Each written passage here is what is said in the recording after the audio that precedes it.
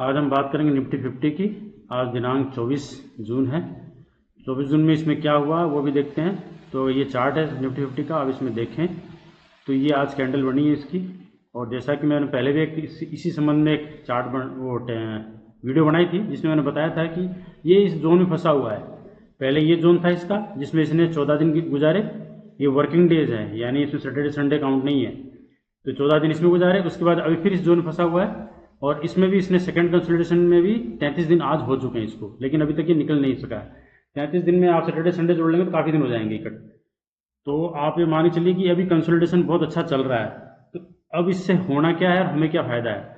ये कंसोलिडेशन जितना लंबा चलेगा ये उसके बाद जब ये जाएगा ऊपर की जाएगा, क्योंकि अब नीचे के चांसेस नहीं है, क्योंकि मार्केट जो भी ग्लोबल सिनेरियो है वो धीरे धीरे सेटल हो ही जाएगा। जितना लड़ना था लड़ लिया, जितना नाटक करना था कर लिया उन लोगों ने। और अब इस मार्केट को रोकना थोड़ा मुश्किल होगा, क्योंकि एक चीज़ और समझिए आप, इसको पीछे से दिखाता हूँ आपको। ये यहाँ से 26,300 के आसपास से गिरना शुरू हुआ था और 6 महीने लगातार गिरा है। ये इसी तरह से जिगजैग करते हुए गिरा है और गिरने के बाद में इसने लो बनाया 21,900 का, उससे भी नीचे का। यानी 6 महीने से गिरते हुए मार्केट ने आखिर में फिर यहाँ से ब्रेकआउट दिया। और आप ये सोचिए कि यहाँ से थकने के बाद में इसने जब भागना शुरू किया तो आप देखिए बीच में गैप भी छोड़ दिए।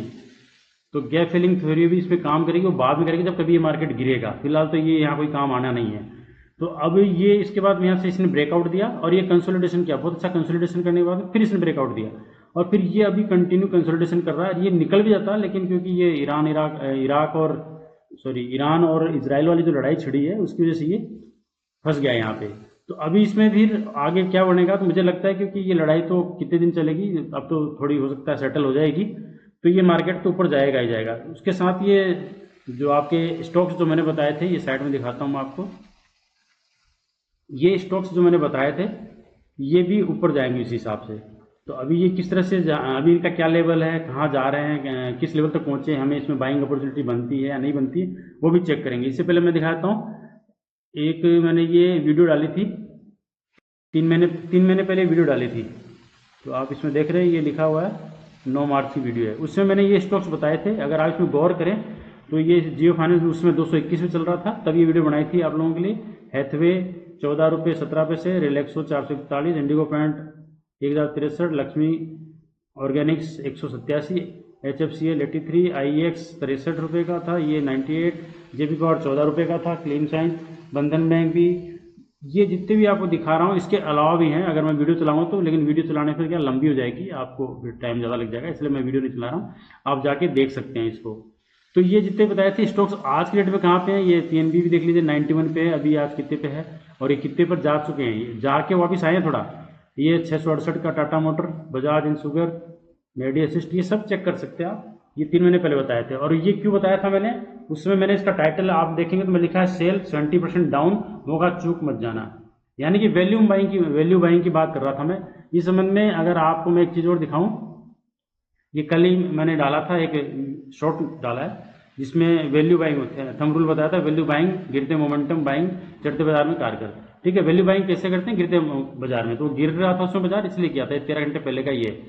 तो इसमें मैं देखिए आप, वैल्यू बाइंग क्या होती है। वैल्यू बाइंग ऐसे शेयर में पैसा लगाना जो ऊपरी तौर पर कम वैल्यूएशन में नजर आते हैं। इट मीन्स कि वो मार्केट गिर रहा था इसी से वो गिर रहे थे, उनकी क्वालिटी में कोई समस्या नहीं थी। यहाँ भी देखिए वैल्यू बाइंग अक्सर मंदी के दौर में फायदेमंद होती है। तो ये फायदेमंद होती है, इसलिए मैंने 3 महीने पहले बताया था आप लोगों को कि आप ये बाय कर सकते हैं। और ये उनके लिए होता है जो धैर्यवान निवेशक होते हैं, यानी कि जो पेशेंस के साथ में शेयर खरीद के लेके बैठ जाते हैं और इंतजार करते हैं टाइम आने का, ये उनके लिए होता है।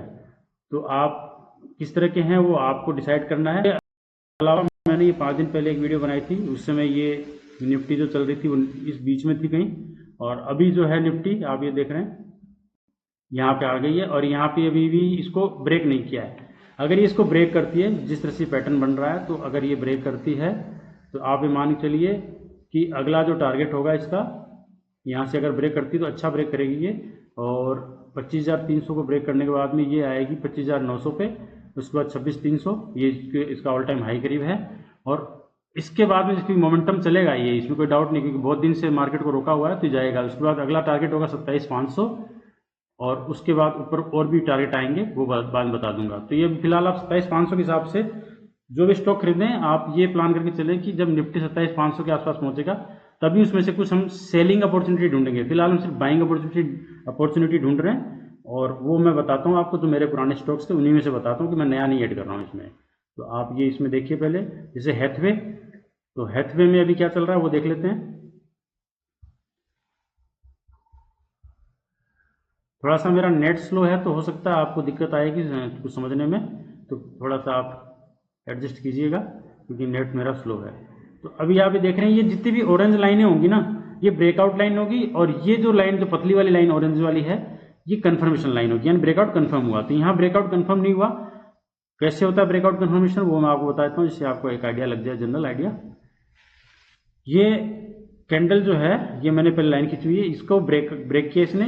अब इसका जो हाई है ना, इस हाई के ऊपर अगली कैंडल की क्लोजिंग, चाहे अगली या इसके बाद में कभी आती है, इसके ऊपर क्लोजिंग होनी चाहिए।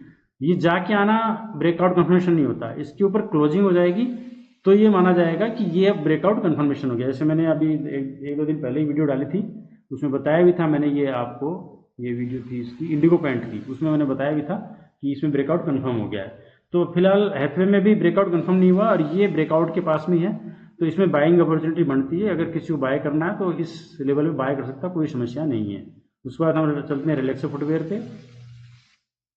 रिलैक्सो फुटवेयर अभी भी कंसोलिडेशन फेज में ही चल रहा है, और मेरा थोड़ा सा नेट स्लो, इसलिए आपको चार्ट में थोड़ी दिक्कत होगी। तो ये अभी बहुत अच्छी जगह पे चल रहा है। ये देख रहे हैं, यहाँ से लेके कंसोलिडेट हो रहा है, और कितने टाइम से हो रहा है अगर हम इसको देखें तो करीब 127 दिन, वर्किंग डेज नहीं, मतलब वैसे 127 दिन, और वर्किंग डे 84 डेज से ये कंटिन्यू कंसोलिडेशन चल रहा है, और अभी लोअर रेट में ही है, इसलिए ज़्यादा टेंशन की जरूरत नहीं है। अगर किसी को एंट्री बनानी तो इस लेवल पे बना सकता है, और मेरा विश्वास कीजिए, आपको ये टारगेट जो है 616 का, या ऊपर के भी लेना चाहें 948 का, तो ये आपको मिलेंगे। बस आपको वो जो मैंने वीडियो अभी बताई थी, शॉर्ट्स में बताया था कि धैर्यवान, ये धैर्यवान के लिए ही है। और अगर आप इन लेवल से जाते हैं तो आप सोचिए कि प्रॉफिट क्या होगा। ये अभी भी ब्रेकआउट नहीं हुआ है, और अगर इस लेवल से आप जाते हैं तो आप ये मान चलिए यहाँ 53% का आपको प्रॉफिट होगा, और अगर आप अगले टारगेट के लिए भी जाते हैं तो 135% का। तो मेरे हिसाब से कोई बुरा नहीं है, अभी मौका है, आप लेके बैठिए, 1 साल 2 साल 6 महीने, ये जब मिलेगा मिल जाएगा। अगर मान लो आपको 2 साल में भी 135% मिल रहा है, मैं कह रहा हूँ 3 साल में मिला तो 3 साल में डबल हो रहा है, डबल से ज़्यादा हो रहा है, तो और आप इससे क्या लेना चाहते हैं ऐसा। मेरे हिसाब से तो ठीक है, बाकी आपको अपने हिसाब से डिसाइड करना। अभी फिलहाल इसमें अपॉर्चुनिटी बढ़ती है। उसके बाद HFCL पे चलते हैं।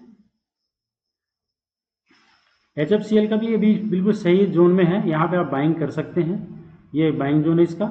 और सबसे बड़ी बात ये देखो, आप लोज जो है वो हायर बन रहे हैं। यहाँ पहले हाई लो बना, सो ये लो थोड़ा सा इससे हाई बना, फिर नेक्स्ट लो भी इससे हाई बना है। तो अब ये उम्मीद है कि धीरे धीरे करके निकलेगा, हो सकता है एक रिटेस्ट करे और उसके बाद जाए।